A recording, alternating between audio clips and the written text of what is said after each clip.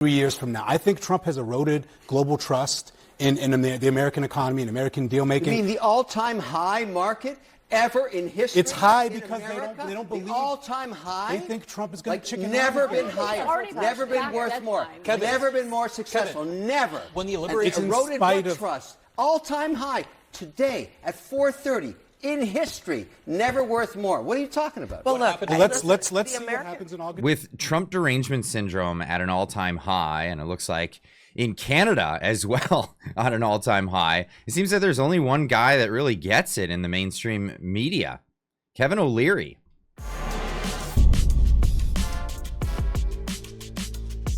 Ladies and gents, welcome back. We're at, I guess, an unprecedented time in history now with trade negotiations between Donald Trump and, well, the world.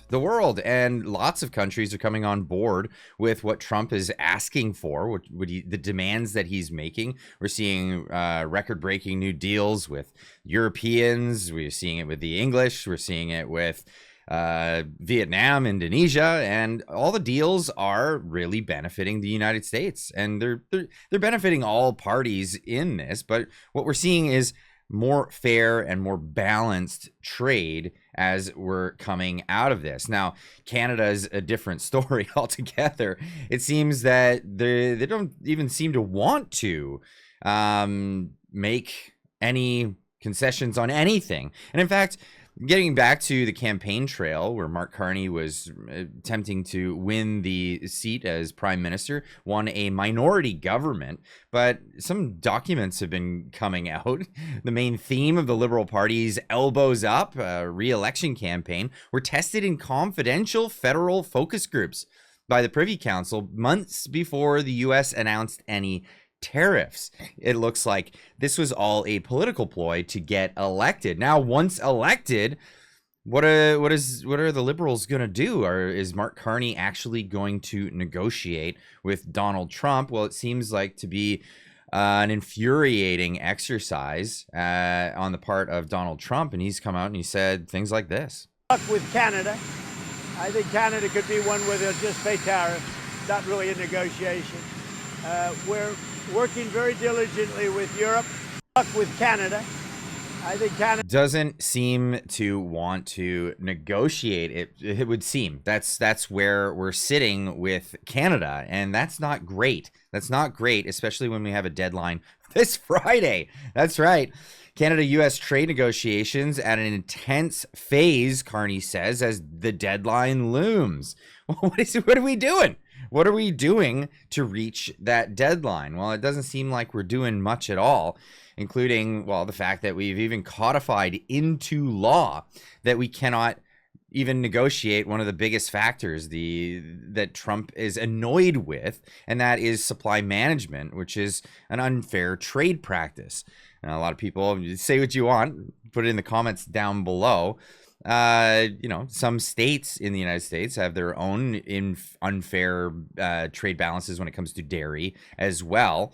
Not on a federal level like it is in Canada, but that's something that should be on the table and should be negotiated. But instead of negotiating that, they just say, no, it's not even on the table, which is ridiculous as all countries around the world are reaching these trade deals. Now, again, the one guy who seems to get it is Canadian.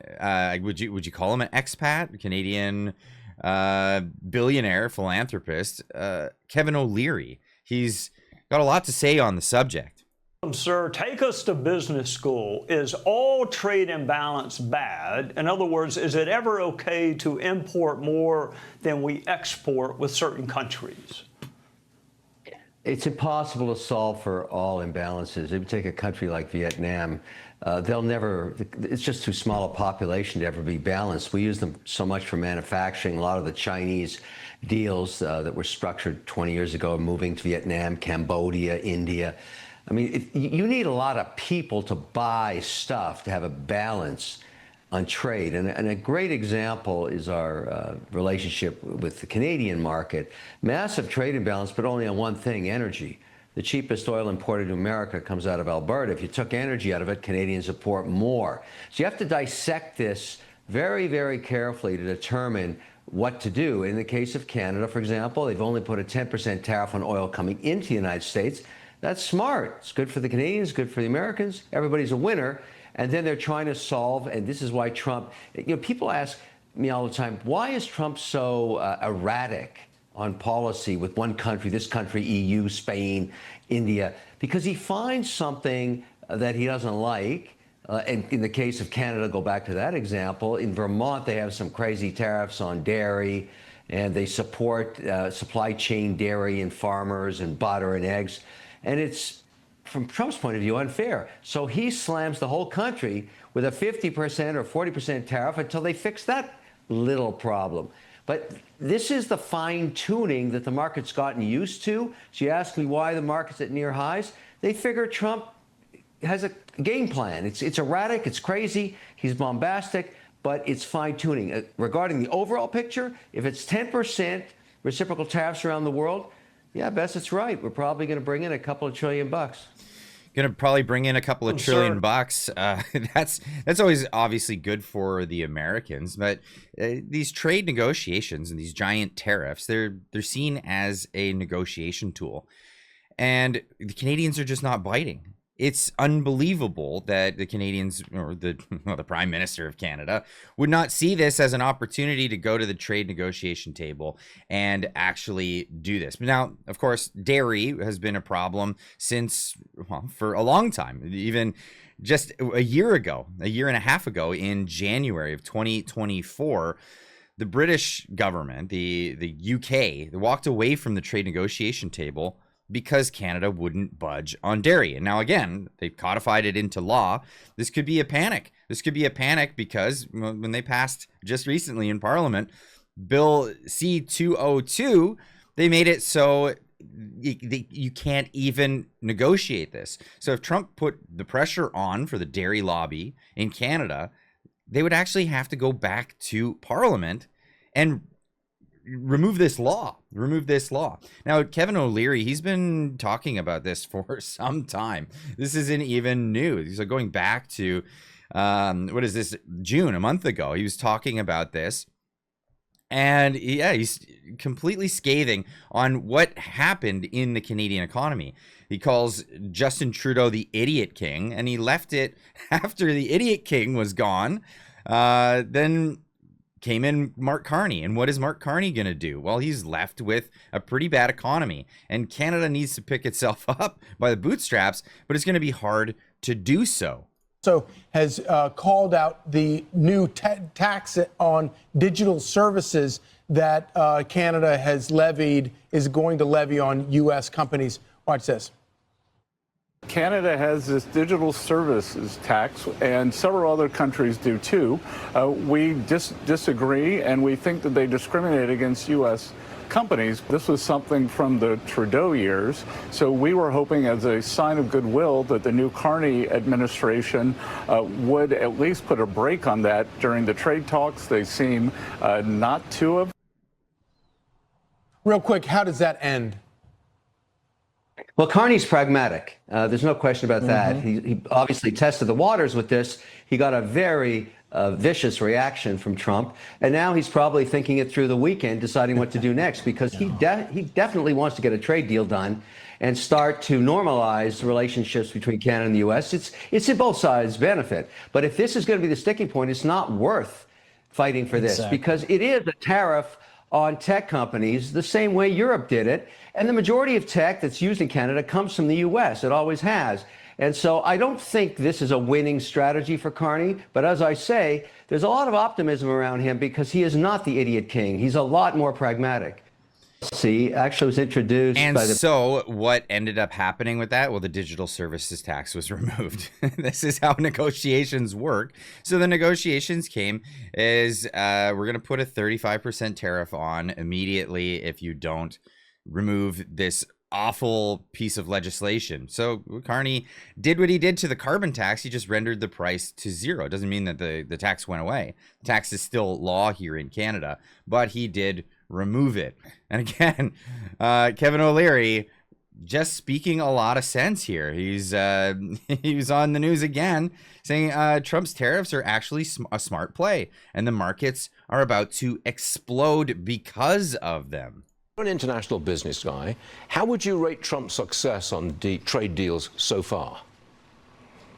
Where I think this whole thing is going, and so far I've been right, is that Trump is putting in place effectively a VAT tax, a value-added tax, a consumption tax, but he's not calling it that. Because when you start to see tariff rates between 10 and 12%, that's a reciprocal tariff on the European countries, the Swiss, the French, the British, the Canadians. It's the same thing. They have VAT taxes around that amount.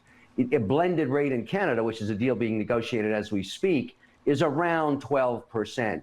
Some provinces 10%, some 5%. But the point is, if you end up seeing a deal with Canada flat, reciprocal at 10, that wouldn't surprise me. It would make sense to me, and it would also not damage business. And so I would give him high marks in terms of success. People do not like to watch the sausage being made. It's difficult, but Trump doesn't give a damn. That's obvious. And he's happy to roll the cameras while all this goes on in the White House. You've seen it happen dozens of times. But if we end up globally with a reciprocal 10, 12%, I think everything works out. And the market thinks that too. That's exactly why these indices are near their all-time highs. I would agree with that, absolutely.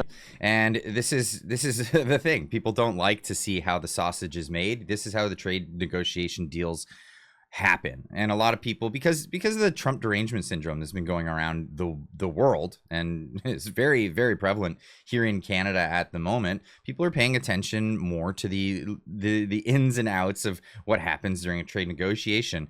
They're seeing how the sausage is made and they're not liking it. Even to the point, Kevin O'Leary even gets to the point of what should happen with China. And with the trade with China, it's one of those things where he's actually encouraging putting on 400% tariffs, not because he wants 400% tariffs. He wants things to change. If you want to have a country that will you're allowing them to enter your market, you should have a reciprocity with this. Americans should be able to do business with Canada in Canada. It's largely not allowed if it comes to the banking sector, if it comes to dairy and eggs and a bunch of other sectors. With China, it's largely the same as well. Chinese are often stealing people's intellectual property. This has got to stop, and this is what Kevin O'Leary is really getting to. He says this has all got to stop. 104% tariffs on China are not enough. I'm advocating 400%. I do business in China. They don't play by the rules. They've been in the WTO for decades. They have never abided by any of the rules they agreed to when they came in for decades. They cheat, they steal IP. I can't litigate in their courts. They take product, technology, they steal it, they manufacture it and sell it back here. Never has an administration. 400% tariffs? What would that look like? I want Xi on an airplane to Washington to level the playing field. This is not about tariffs anymore. Nobody has taken on China yet, not the Europeans, no administration for decades. As someone who actually does business there, I've had enough. I speak for millions of Americans who have IP that have been stolen by the Chinese. I have nothing against the Chinese people. They brought great literacy, art, and tech to the world. The government cheats and steals, and finally, an administration, you may not like Trump, you may not like his style or his rhetoric, finally, an administration that puts up and says enough. 400% tariffs tomorrow morning. He'll tell you why. Xi can only stay the supreme leader if people are employed. If we wipe out any business there, because we are still 39% of all consumables on Earth and 25% of the world's GDP, America is the #1 economy on Earth with all the cards. We will not have that forever. It's time to squeeze Chinese heads into the wall now. Well, hold on a second, Kevin. Well, I hear you, but hold on. If we're talking about people, the average consumer, not necessarily the head honchos of businesses all across the globe, can they withstand the pressure of that sort of tax on the goods? It's short-lived. There will be. But what's your timeline compared to, you don't know the average American's timeline, what they can actually survive. There's people right now who can't survive 400% tomorrow morning, cheese on an airplane to Washington to cut a deal. That's absolutely true. So if it would come down to it, and we saw it, we've actually witnessed this in real time, country after country being threatened with tariffs, reciprocity, not just for VAT taxes and things that they have in their place, but trade imbalances.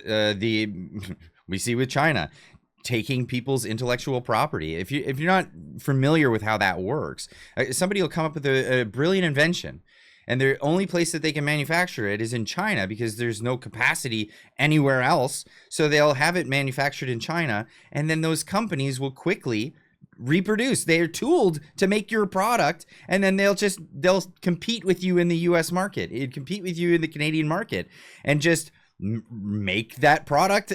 And like, obviously it's not theirs. You may even have a patent on it, but they don't care.